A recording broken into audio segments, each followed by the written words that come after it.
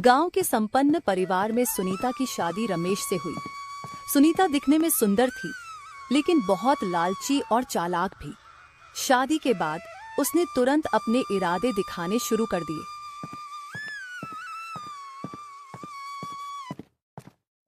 बहू, ये घर अब तुम्हारा भी है, इसे अपनेपन से संभालो। घर तो ठीक है, लेकिन मुझे यहाँ सिर्फ आराम चाहिए, कोई काम नहीं।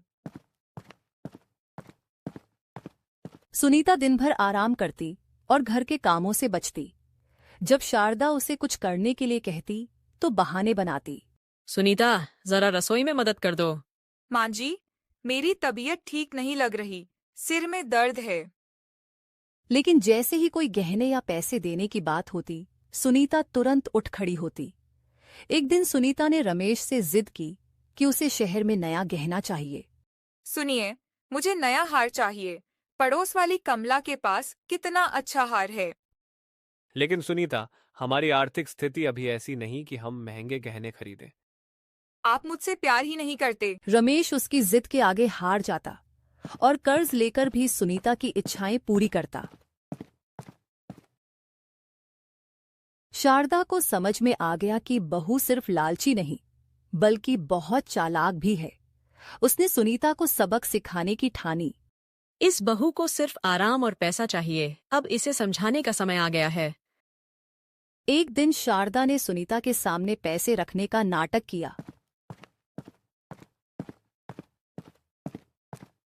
और फिर गायब कर दिए।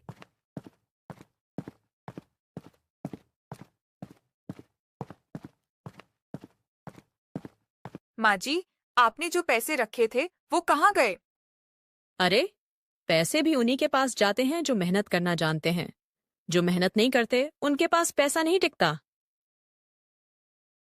एक दिन शारदा ने सुनीता से कहा कि अगर वह सच में पैसा चाहती है तो उसे खुद कमाना होगा। अगर सच में कुछ चाहती हो तो मेहनत करो। चलो, एक ढाबा खोलते हैं। ढाबा? मैं ढाबा चलाऊंगी। काफी बहस के बाद सुनीता ढाबा खोलने के लिए मान गई। गांव के बाहर एक छोटा सा ढाबा खोला गया। अगर हम इसे अच्छे से चलाएं तो बहुत फायदा हो सकता है। ठीक है, लेकिन मुझे ज्यादा मेहनत नहीं करनी पड़ेगी ना? पहले दिन ढाबे में कोई ग्राहक नहीं आया। सुनीता परेशान हो गई। मैंने कहा था कि ये बेकार का आइडिया है। धीरज रखो, काम में समय लगता है। शारदा ने गांव के लोगों के लिए खास पारंपरिक भोजन बनाया, जिससे ढाबे की प्रसिद्धि बढ़ने लगी।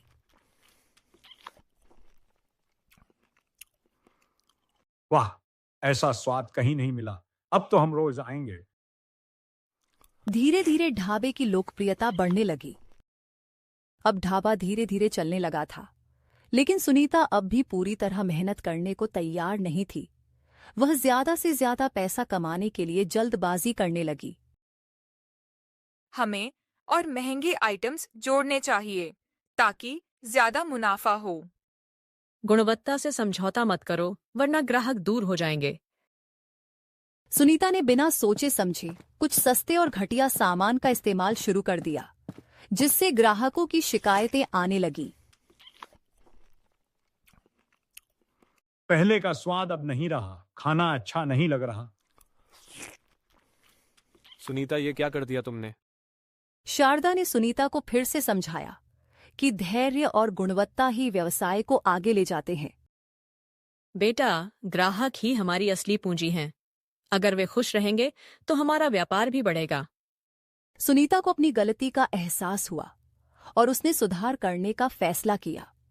अब सुनीता ने शारदा की सलाह मानकर ढाबे की गुणवत्ता सुधारने पर ध्यान दिया। अभी का खाना फिर से पहले जैसा स्वादिष्ट हो गया है। धीरे धीरे ढाबा और प्रसिद्ध होने लगा, जिससे परिवार को अच्छा लाभ मिलने लगा। सुनीता और रमेश ने यह तय किया कि वे ढाबे की दूसरी शाखा खोलेंगे। माँ जी, अब हमें दूसरे गांव में भी एक ढाबा खोलना चाहिए। बिल्कुल, लेकिन हमें धीरे धीरे कदम बढ़ाना चाहिए। पहले देखना होगा कि वहां ग्राहकों की क्या जरूरतें हैं। कुछ ही महीनों में नया ढाबा तैयार हो गया। उद्घाटन के दिन गांव के प्रधान और कई गांव वाले आए। हम खुश हैं कि हमारे गांव में भी इतना अच्छा ढाबा खुला है। पहले दिन ही ढेर सारे ग्राहक आए, जिससे सुनीता और रमेश बहुत खुश हुए। ढाबे की सफलता देखकर कुछ लोग जलने लगे। कुछ प्रतिस्पर्धियों ने बदनामी फैलाने की कोशिश की। सुनीता, लोग कह रहे हैं कि हमारा खाना पहले जैसा नहीं रहा। कौन फैला रहा है ये अफवाह? हमें सच जानना होगा। शारदा ने गांव वालों से पूछताछ की तो पता चला कि यह साजिश पास के होटल मालिक की थी। शारदा और सुनीता ने गांव वालों को बुलाकर साफ कर दिया कि ये अफवाहें झूठी हैं। उन्होंने अपने ग्राहकों को एक दिन के लिए फ्री भोजन देने की घोषणा की, जिससे सबको फिर से यकीन हो गया।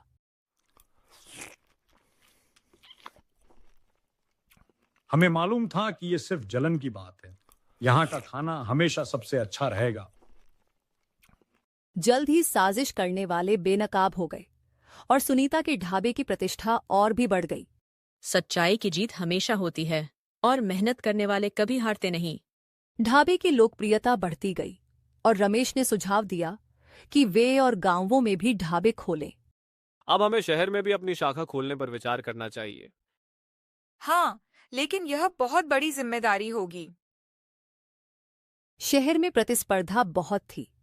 सुनीता को वहां ढाबा जमाने में मुश्किल, गांव का ढाबा शहर में टिक नहीं पाएगा। लेकिन सुनीता और शारदा ने हार नहीं मानी और धीरे धीरे शहर में भी अपने ढाबे को प्रसिद्ध बना दिया।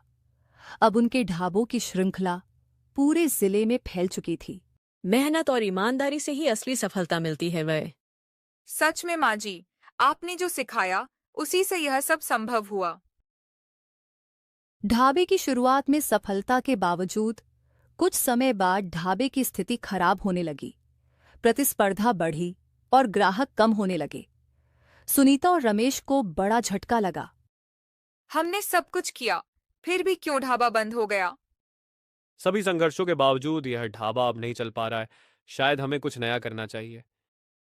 अचानक एक दिन शारदा ने सुनीता और रमेश से एक नया विचार साझा किया, चाय का ठेला।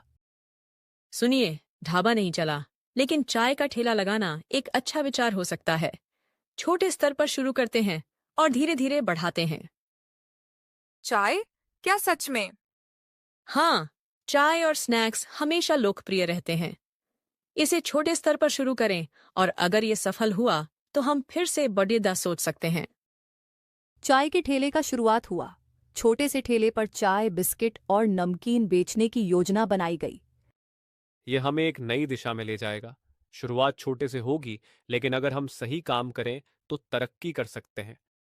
ठीक है, चलो देखते हैं क्या होता है। चाय का ठेला धीरे धीरे लोकप्रिय होने लगा। पहले दिन ही कुछ लोग आए और चाय के स्वाद की तारीफ की। क्या बात है, चाय तो बेहतरीन है।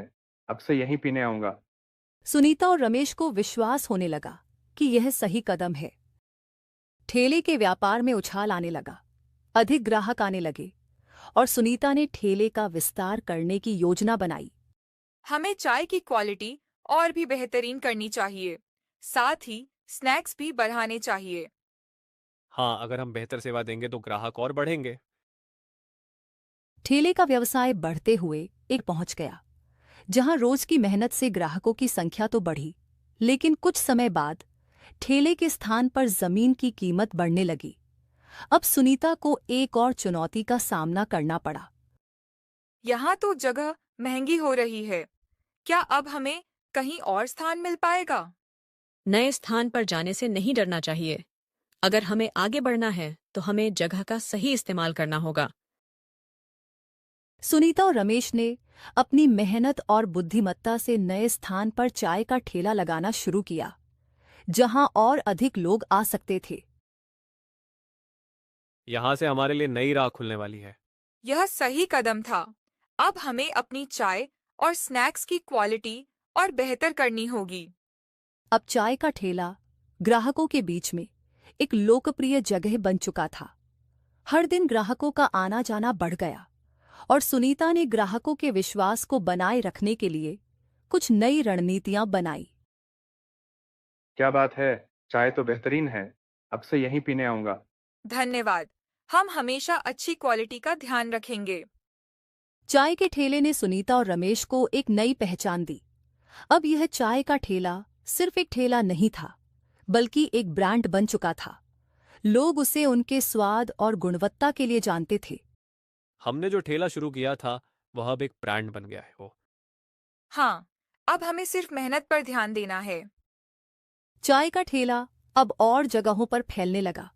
सुनीता और रमेश ने ठेले का विस्तार करने की योजना बनाई और विभिन्न स्थानों पर नए ठेले खोलने लगे। हमें ज्यादा जगहों पर अपना काम शुरू करना होगा। बिल्कुल, जैसे जैसे हमारा ब्रांड बढ़ेगा वैसे वैसे हम अपनी मार्केटिंग भी मजबूत करेंगे। चाय के ठेले की सफलता के बाद एक और नई चुनौती आई। शहर में बड़ी कंपनियां चाय के ब्रांड के रूप में कड़ी प्रतिस्पर्धा देने आईं। सुनीता और रमेश को फिर से कुछ नया करने की आवश्यकता महसूस हुई। यह बड़ी कंपनियां हमसे बहुत आगे हैं। हमें कुछ नया करना होगा। हम अपने ठेले को और आकर्षक बनाएंगे। हमारे पास जो है वह औरों से अलग है। सुनीता ने चाय के ठेले को नया रूप देने का निर्णय लिया। अब ठेले में बैठने की जगह बनाई गई और वहां वाईफाई की सुविधा भी दी गई। इससे ग्राहक और अधिक आकर्षित हुए। अब लोग यहाँ आराम से बैठ सकते हैं, चाय पी सकते हैं और काम भी कर सकते हैं। सुनीता ने ग्राहकों से बातचीत की और उनके सुझावों को ध्यान में रखा। इसी बीच कुछ ग्राहकों ने कहा कि ठेले में कुछ और तरह के स्नैक्स भी होने चाहिए। उन्होंने यह सुझाव लिया और कार्यान्वित किया। अगर यहाँ समोसा या वड़ा पाव मिलता तो मजा आ जाता। यह सुझाव हमें पसंद आया। हम जल्दी इसे शुरू करेंगे। चाय के ठेले की सफलता को देखते हुए सुनीता और रमेश ने भविष्य में चाय की फैक्ट्रियां खोलने और उसे बड़े पैमाने पर वितरण करने का विचार किया। उन्होंने अपने व्यापार को आगे बढ़ाने के लिए कई योजनाएं बनाई। अब हमारा लक्ष्य सिर्फ चाय के ठेले तक सीमित नहीं है। हम इसे पूरे देश में फैलाना चाहते हैं। हमें आगे बढ़ने के लिए और भी नए विचारों की जरूरत होगी। एक दिन जब सुनीता घर पर आराम कर रही थी, उसे अचानक हल्का चक्कर आया। शारदा दौड़कर उसके पास आई।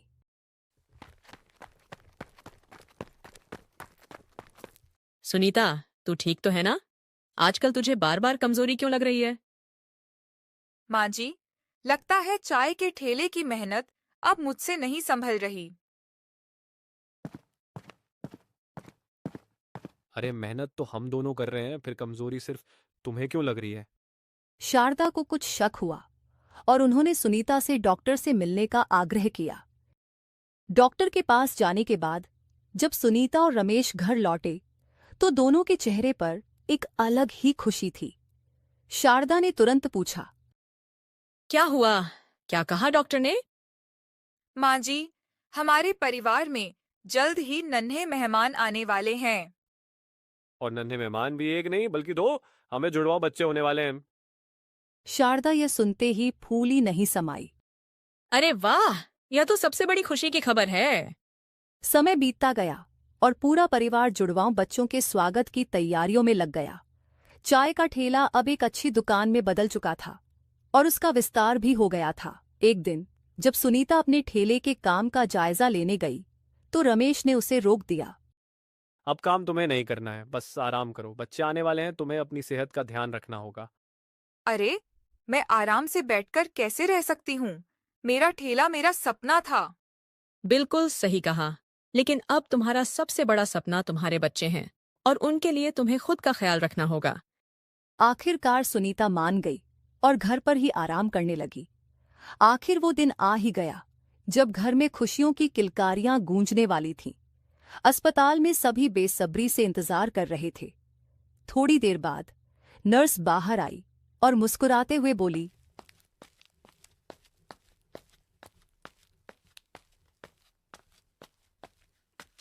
बधाई हो, आपके घर जुड़वां बच्चों का जन्म हुआ है, एक बेटा और एक बेटी। रमेश की आंखें खुशी से चमक उठीं और शारदा ने भगवान का धन्यवाद किया। ये सबसे बड़ी खुशी का दिन है सुनीता। अब सुनीता और रमेश की जिंदगी पूरी हो चुकी थी। उनके पास खुशहाल परिवार था, सफल व्यवसाय था और अब उनके जुड़वां बच्चे भी थे। देखा, समय कैसा भी हो, अगर मेहनत और सच्चाई से चलो तो हमेशा खुशियाँ मिलती हैं। और सबसे बड़ी सीख यही है कि कभी हार मत मानो। ढाबा बंद हुआ, हम टूटे नहीं, हमने फिर से चाय के ठेले से शुरुआत की और आज हमारे पास सब कुछ है। हाँ, सबसे बड़ी ताकत परिवार होता है। अगर परिवार साथ हो तो कोई भी कठिनाई हमें हरा नहीं सकती। पूरे परिवार ने मिलकर एक साथ जश्न मनाया। जुड़वां बच्चों के आगमन से खुशियों की नई शुरुआत हो चुकी थी।